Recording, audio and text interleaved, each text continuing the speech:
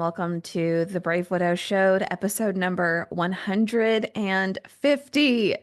Episode 150. Can we just take a moment and celebrate this amazing milestone? I started the Brave Widow Show November of 2022, and we are at 150 episodes. Crazy and amazing. Before I dive into the episode today, depending on when you hear this podcast, I want to let you know I only have 4 spots remaining for one-on-one coaching. If you've been on the fence, if you've been thinking about doing the coaching, if you've been thinking about transforming your life, this is your sign. This is the time to schedule your consult. You can go to bravewidow.com and schedule your consult call. After those 4 spots are booked, then I'm booked. And I've been teasing something called Brave Widow Academy that will be coming up in the future. All of my one-on-one clients will automatically get access to the Academy program as it comes out, which will be an incredible value. If you're thinking about one-on-one coaching, this is the time to join. It's the time to get your consult in. It's the time to stop waiting and to start actually investing back into yourself. You can go to bravewidow.com and schedule your consult. All right.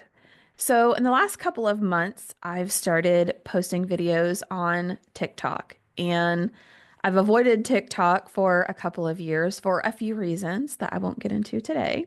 But a couple of months ago, I did start posting on TikTok. And one of the things that I do like about it is there's a ton of interaction. I have a ton of comments, people sending DMs, people responding to messages. Like, it's a really great place to post videos and get feedback on what is resonating with people. So it has given me so many ideas for things to talk through on podcast, for webinars to host in the future. And I have just really been loving it. It's been such a great experience. So if you are from TikTok, hello and welcome to the Brave Widow Show. And if you haven't connected with me there, then go over there. I'm having a lot of fun with posting and responding to people's comments and making videos off of comments. And it's just been a very organic, intuitive way to connect with other widows. And so it's been really good. So from that experience, one of the questions that I get over and over is, what do I do when I still feel like I'm in survival mode? When it still feels like my nerves are on fire? When I just feel overwhelmed and it's been months, it's been years. I've had people comment and say it's been 10 years and I still feel like I'm in fight or flight mode. Today, I'm going to dive into why this happens at a very high level. There's another podcast that I'll mention of why this happens, what's happening with our brain. So we're going to cover that at a high level. And then I'm going to give you the practical tips of what I would tell people to do when you are feeling like you are in fight or flight mode. Now, one of the most helpful tools that I've developed through coaching widows over these past couple of years has been what I call the 4 seasons of widowhood. Now, you've heard about the 5 stages of grief. And while most people have heard about that, originally the 5 stages of grief were not created for people who were grieving a lost loved one. It was created for someone who was receiving a terminal diagnosis, like stage 4 cancer, or another diagnosis where the prognosis is not good. That is what the 5 stages of grief were created for. And so when as widows that the 5 stages don't really resonate with us, we don't even really maybe even go through all the 5 stages. There hasn't been anything that I have found that has been a really good roadmap of what does it look like for people who are grieving to rebuild their life. Like, how do you actually do that? What are the steps? What are the stages? And so I originally came out with the 4 stages of widowhood But then someone accidentally called them the Four Seasons. And the more I thought about that, the more I thought that is really more what they are. They're seasons.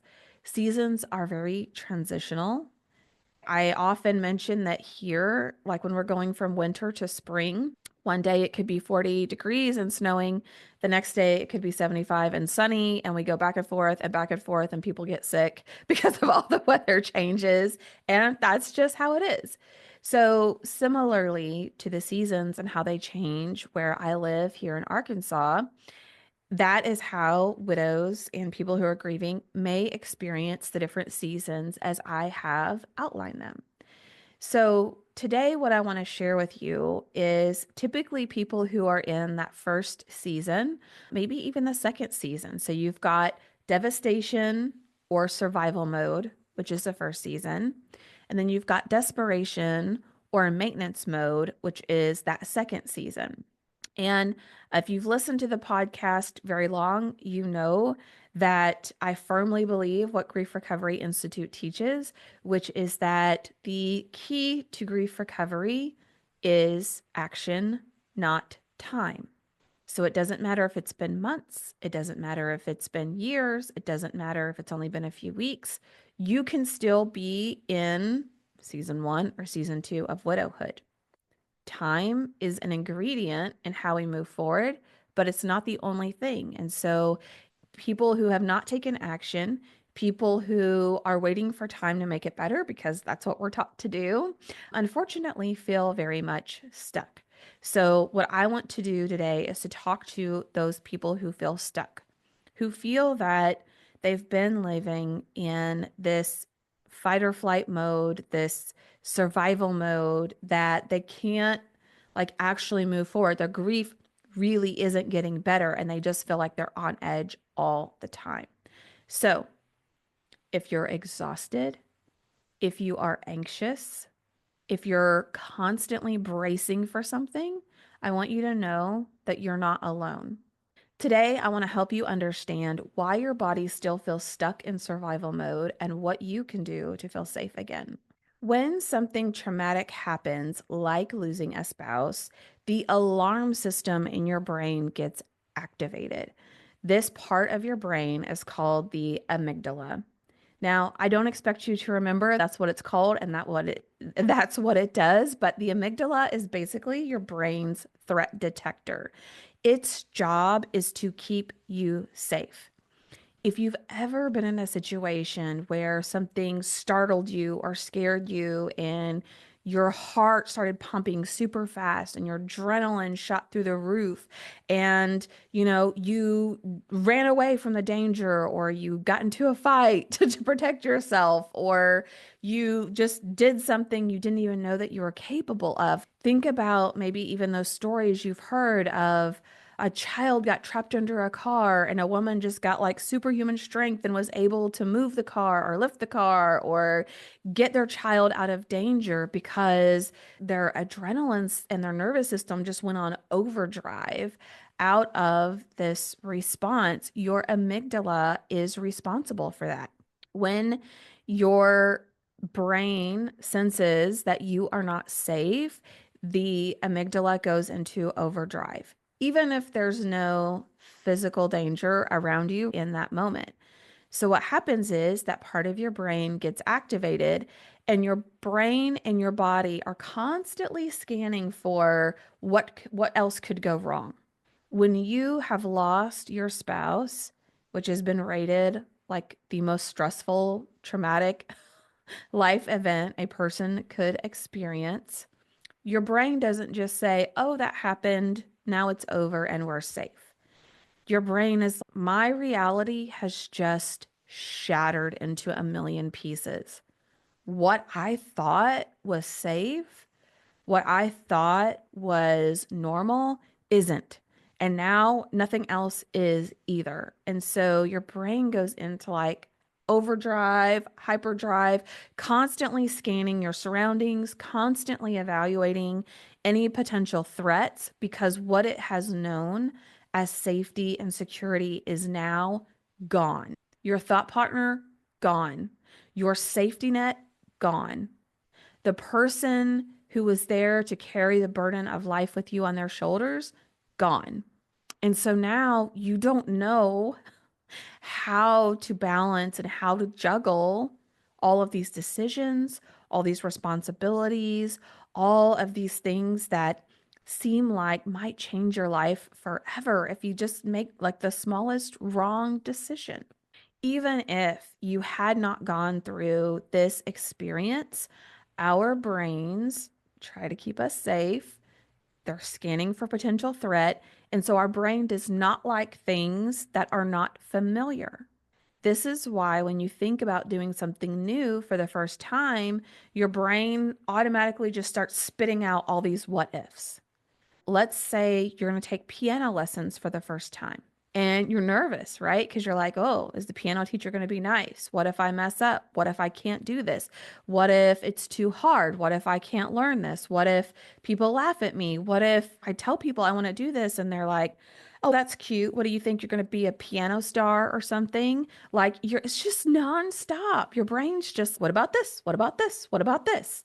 So that's just normal life. Okay. Pre grief, pre losing your spouse, that is how your brain would work because it doesn't like anything new. It likes what's familiar, it likes what's comfortable. So now it's already operating in overdrive. It's already under the belief that nothing around you is safe and that it has to work to keep you safe. And so your brain and body is constantly feeding this fear of what if? So you might be familiar with fight or flight mode. You also can go through what they call freeze or fawn mode. Okay, maybe you've heard of paralysis analysis. Maybe you've heard of people pleasing. Maybe you've heard of anxious attachment, avoidant attachment, all of these things which can be fed by how your brain and your body are responding to trauma and grief. Essentially, what is happening is your body forgets how to feel safe. It forgets how. This isn't just an emotional thing that happens, it is physical. So the thoughts that are running through your brain, the electric signals that it's sending down into your body, into your nervous system, into your muscles, all of that, your brain is feeding into your body. I'm not safe. I'm not safe. I'm not safe. What about this? What about that? We don't know that person. We don't know how to do this. This is something new. No wonder people have a hard time just functioning, much less being able to do all the things that we were before, because your brain is constantly feeding your body. We're not safe. You got to be ready. You got to be ready for that tiger around the corner. We don't know anything about filing taxes. We don't know anything about calling a plumber for a leaky faucet. That's not safe. Whoa. So, what I want you to hear is that you are not broken. You're actually functioning normally. Okay. Your brain and your nervous system is trying to protect you. It's like that part of your brain goes, it's okay. I know how to keep you safe. We weren't safe and that was really scary, but I know how to do it. I know how to do it, which is keeping you all keyed up and keeping you ready. Be ready for that next thing that's going to happen. Brace yourself. It's coming. Your brain is telling you, I know how to take care of you. I know how to keep you safe. Trust me. And what you're actually experiencing is very normal. The challenge is that you can't live on adrenaline forever. And that these signals, your brain continues to feed your body over months and over years, over time, eventually will manifest itself physically in your body to the point where you develop illnesses, you develop diagnoses you never had before, and you are more prone to experiencing accidents. This is actually something that you learn in Grief Recovery Method. When I coach widows this, when I teach widows this, we actually map out your illnesses, your accidents, your injuries in correlation with your grief that you've experienced and the losses you've had over the course of your life. It can be correlated that closely, which is crazy, but it's true. So in my coaching program and inside a Brave Widow, when you are in this first season, or when you are feeling like I just can't get out of this fight or flight mode, I can't ever just, whew, let my shoulders down and relax, I never feel calm. I'm restless. Or maybe it's just something in the back of your mind that you're like, I think, I don't know why. I have no peace. I just have no peace. In my coaching program and in Brave Widow community, I teach widows a process called the chaos to calm method. And there are several key components, and I don't have time to teach you all of that in the podcast today.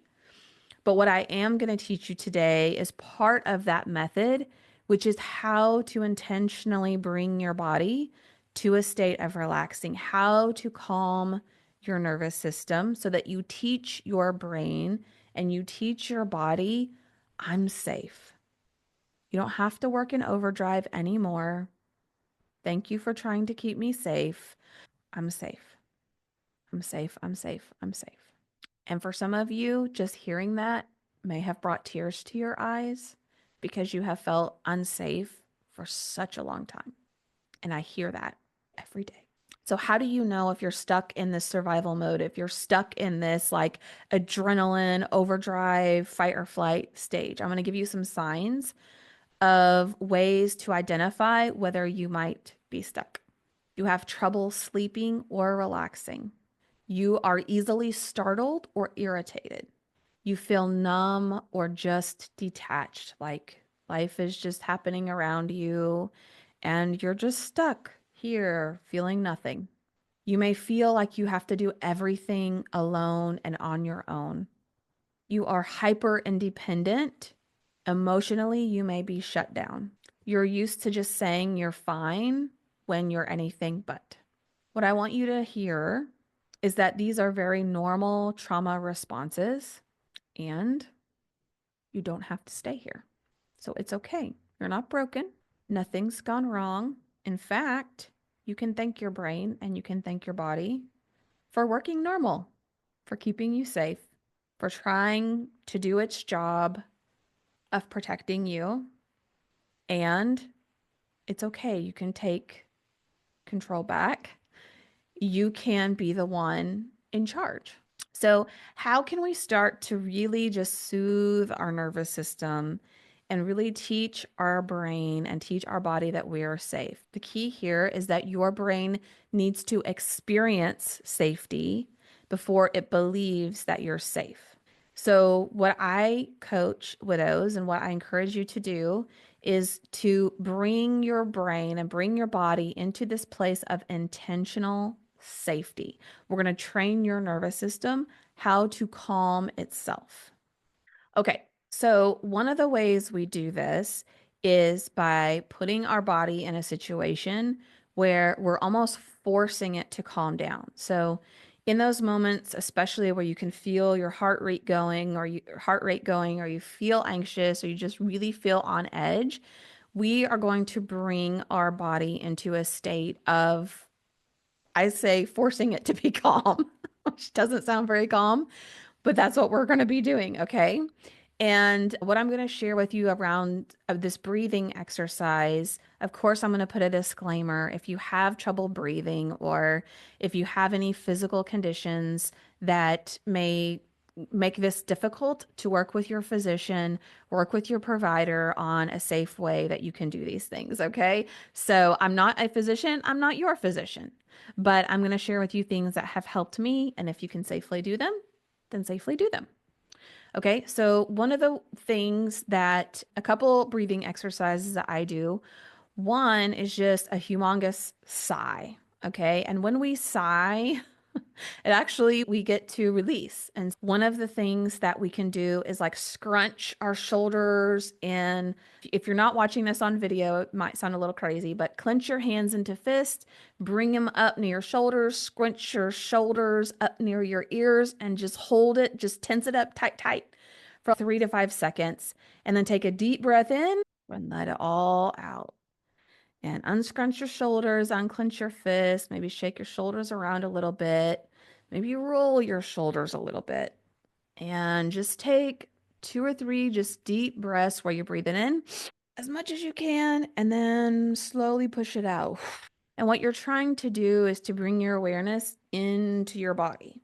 So much time we spend time in our head and we just spin and we spin. And we really come out of our body and come out of awareness of what we're doing, especially for those of us that tend to live in our, if you've ever been accused of having your head in the clouds all the time and you're just like really aware cerebrally of things, but not physically. Okay. So some really deep breaths where we're holding, we're clenching, we're scrunching tight, and then we're like relaxing and we're letting our arms hang down and our shoulders hang down, and we're trying to like sink down into our body and just being aware of how we feel. Being aware, how does the chair feel underneath me? If you can sit on the floor, sit on the floor. Sit on the bed, sit on your bed. How does it feel? Close your eyes if you wish.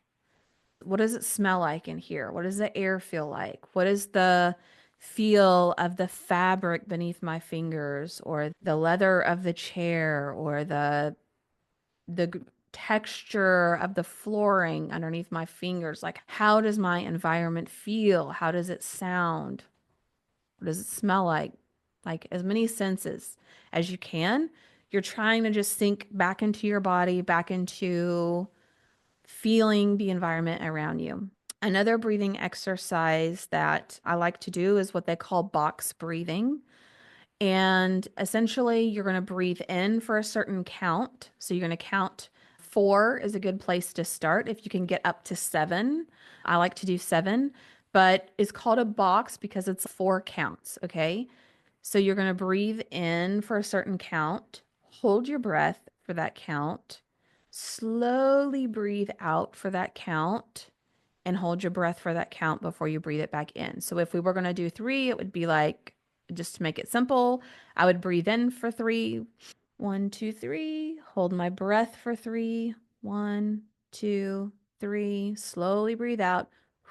One, two, three. Hold my breath for three. And just repeat that count over and over, whatever that number is that is comfortable to you, but requires you to focus and pay attention on your breathing. And what breath work does is it helps to slow our heart rate down. Because our heart can't pound whenever we're not breathing in, we're not like gulping air. We're not breathing in a lot of air, right? Like when you're taking these really big, deep breaths, those are things that you do when you're calm, when you're relaxed, when you're trying to get into a relaxed state. So, this is a way of introducing your body into intentional safety. When you're worked up and your adrenaline's going and you're anxious, you become short of breath at times. And so, we're doing the reverse, which is okay, now we're going to take some really deep breaths and we're just going to feel as relaxed as we can. Oh, I'm so relaxed. I'm safe. I'm relaxed. I'm calm. You can do a guided meditation on YouTube. I especially recommend this if you cannot sleep well at night. They have what they call black screen sleep talk down meditations, which I know is very long. Black screen, obviously, because we want a black screen when we're trying to sleep. But we want to sleep talk down, which is basically they talk you down from your head to your toe and help you come into an intentional state of relaxation and sleeping. But you can also do all kinds of guided meditations, and you could just search them up on YouTube. They're free. There's lots of different ones. Find a voice that works for you, find a rhythm that works for you. But just do that multiple times a week to intentionally bring safety and relaxation into your body. Okay, that's breath work. The second thing that we can do to begin to soothe our nervous system and have intentional safety are body based activities. Again, when we're struggling in our mind and our mind is going 90 to nothing, we often want to turn to the body and focus there. Okay. So, some body based activities, again, are things that are introducing safety, introducing calm, introducing focus on something other than all the stuff that's spinning around in your mind. So, this might be things like walking, swimming, yoga, even things like singing. Some people find a lot of healing through singing, which is amazing. But what is something physical based, body based that you can do to get your body moving so that you are focused on what it is you're doing. One of the things I absolutely loved when I used to be really big into yoga, and one of the things I loved about it is because my mind was in the clouds a lot, and I think about my dreams a lot and my future and all the things that are happening, right? But the practice of yoga and what the instructors consistently reinforce is bring your thought, like focus on your hands on the mat. Feel your hands on the mat. Your mind's going to wander. Thoughts are going to flow in. Just let them float on by. Just acknowledge them, push them back out, focus back to your hands on the mat. It's a constant call to refocus to what your body is doing. And for someone like me, I really needed that. Focus right here, right now, in the physical, in your body. Okay, the third way that we can soothe our nervous system is environmentally. So it could be doing something out in nature, it could be gardening, it could be sitting on the back porch, it could be something like reading, it could be getting a massage or a pedicure, just whatever environment allows you to feel safe, calm, and relaxed. And again, if you're like, I don't have an environment like that, that's okay. We're going to practice trying out different environments. And while we're there, we're going to do things like breathing. Maybe we're going to do some stretching. Maybe we're just going to roll our shoulders and kind of roll our necks and stretch our necks and do other things that just really invite our body into a state of being relaxed, of being at peace, of feeling safety. The fourth thing that we can do to soothe our nervous system may be things that are what I call tangible. So for me, when my husband had died, we lived out in the country on 37 acres. It was me and my kids out there, and I had never felt unsafe there before. Heck, half the time I didn't even lock my door. That's kind of always been the joke in my family is like Emily never locks her doors. I've just always felt safe. Like I've just never really felt unsafe in my own home. And we live out in the country. There's really no one else out there. But immediately after Nathan died, within a few months, I had an over the top security camera system put in that was hardwired so no one could hack it and wasn't on Wi-Fi and had a DVR recording and had this and had that. And I had a alarm that would ring if someone was pulling up into my driveway so that I could see who was pulling up. Like it really was overboard for what I needed. And I went from like 0 to 100, but I needed something. I felt like I needed something tangible, something physical to help me feel safe. I also had a savings account where I just started putting as much money as possible in there. Even though I was the breadwinner, I was the person working for the last 12 years. Even though nothing had changed with my income, I just felt like it's not enough. I need more. I'm more safety, more security, more like if I lose my job, it's over. I don't want to go bankrupt. There are tangible things that can help you feel safe and secure. For you, it might not be a camera system, it might not be a savings account. I don't think you necessarily need a lot of things physically or tangibly to help you feel secure, but it could be something like maybe you are beefing up your savings account a little bit. Maybe you find something like a weighted gravity blanket, and just the weight of that on you in the evenings helps you feel like secured and safe. And it's really great if you have restless legs or something like that, where you're wiggling around a lot in bed. Just having that weighted blanket on top of you is really helpful. Whatever that is, if there's something tangibly that helps you feel secure, then if it's feasible for you, let's put it in place so that it's not something spinning around in your mind, it's physically out in the world. The fifth way that we're going to soothe your nervous system and start to bring you into a place of intentional safety is saying the words, talking with someone that you trust, journaling and saying those words out loud. Maybe it's praying. And Maybe it's just getting out all of the hard, awkward, weird feelings about God that you have now.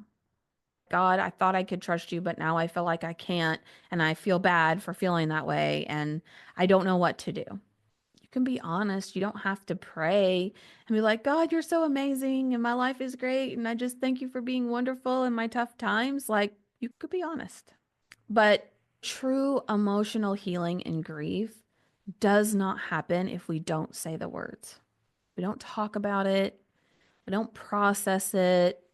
Even if we get choked up, one of the things that I love that I learned at Grief Recovery Institute again is when you get choked up is forcing the words up and out, no matter how hard it is, because it's that important for you to say the words out loud. And for you to say them to another human being is exponentially more helpful than not saying them at all or saying them only out loud to yourself. And if it's hard for you to say the words, hard for you to talk about how you feel, hard for you to even say the words out loud to yourself, I start with just writing all my thoughts down. I'm a writer more than I am a speaker, which might be surprising because this is the 150th episode of the podcast. But I'm more of a writer. And a lot of times it's hard for me to evaluate what am I thinking? What's ping-ponging around in there? I don't know. I don't know. It's just a lot. There's a lot going on. And I just need to do like a brain dump and just get it all out. So whether it's writing by hand on a piece of paper, I use my notes app a lot on my phone and I'll just write out all the thoughts, just bullet points, one right after another, bam, get them all out.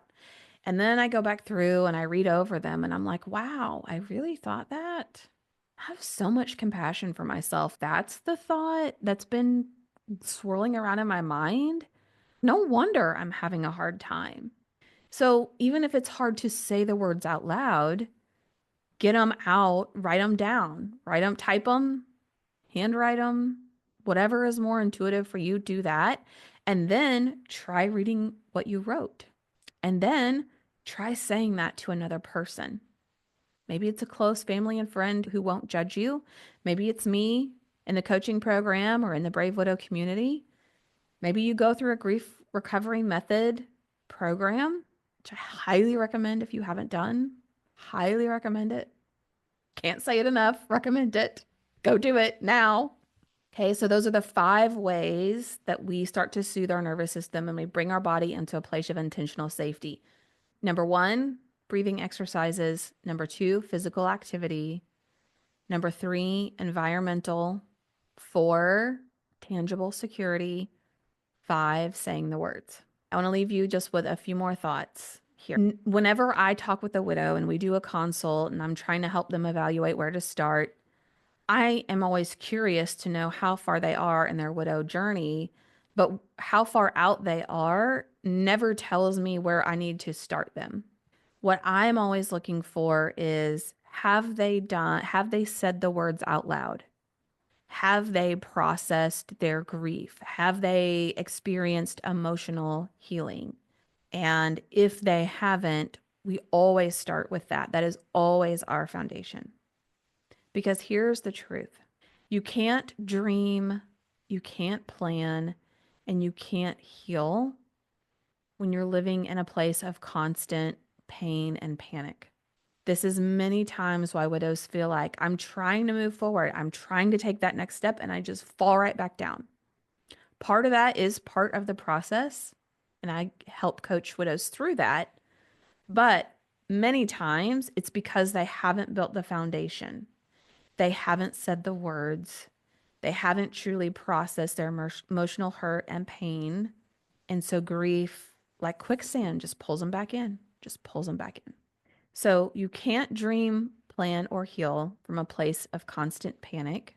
Also, rest. As I described earlier in this episode, your brain is on overdrive. It's sending messages down to your body. It's putting your body on overdrive. Your adrenaline's going. You're keyed up. You're braced for something bad to happen. You're physically exhausted. So rest. Rest is not laziness. It is medicine for a grief traumatized nervous system. the first step in grief recovery isn't doing more, it's slowing down. And for many of you, that feels very counterintuitive. No, I can't slow down. I got to do more. I have more responsibility now. I have more to-dos now. I have to go, like, I got to get it all done. And you are exhausted. You are burnt out. You are miserable. So to do more, we first have to do less. And I know that is not always easy, but it is simple. So if you are ready to get out of survival mode, if you're ready to start healing emotionally, if you are ready to enter a place of calm and peace and safety, I would love to talk with you over a consult. I would love to bring you into the Brave Widow coaching program and teach you the entire chaos to calm method so that you can truly go from a state of chaos and overwhelm and your nerves being on fire to a place of calm and peace and safety. You have a choice. It's your decision to make. I invite you to book a consult with me. It's free, and I will give you your specific plan on next steps of how we help you heal and move forward. You can book that consult over at bravewidow.com. If you're newly widowed and aren't sure where to start, you need the Brave New Widow Starter Kit. Inside Brave New Widow, you'll find a starter guide to help you through your first few months, a quick start guide you can share with family and friends so they know how to help you, and a collection of some of the frequent topics that widows want to learn more about. To get the Brave New Widow series, just go to bravewidow.com/start. It's free and you'll get instant access. That's bravewidow.com/start, START. See you there.